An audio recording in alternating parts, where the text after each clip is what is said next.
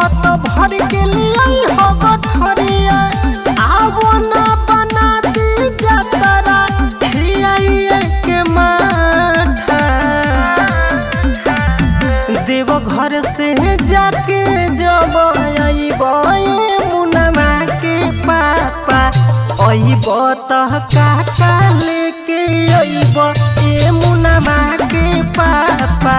देव घर से काका लेके अइब ए बबुआ के पापा।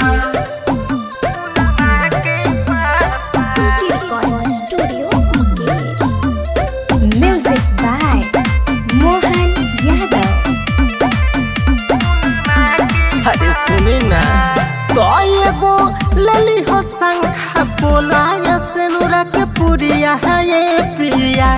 रहे प्रसाद खाए वाला और एगो चुरिया है ये पिया जवन कहतनी हो न भूलई हो जब जलवा चढ़ा के बाहर अइहो रखी है सलामत भोला हमनी के नाता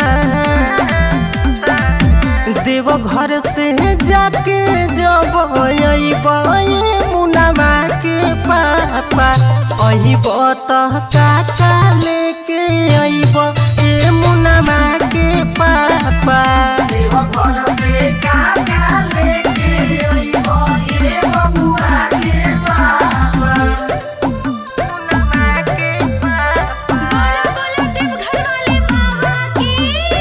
Music by Mohan Yadav. अरे सुनो ना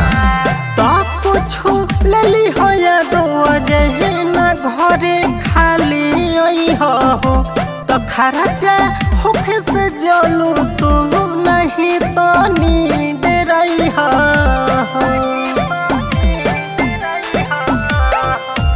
अरे कनिया के इतना पूरा दमनमा ना तो साल हो फेन पैसा बड़ी हो ना कंजूसी भोले खाली होई खाता देव घर से जाके जब अइबे मुनमा के पापा अइब तह काका लेके अइब ए मुनमा के पापा देव घर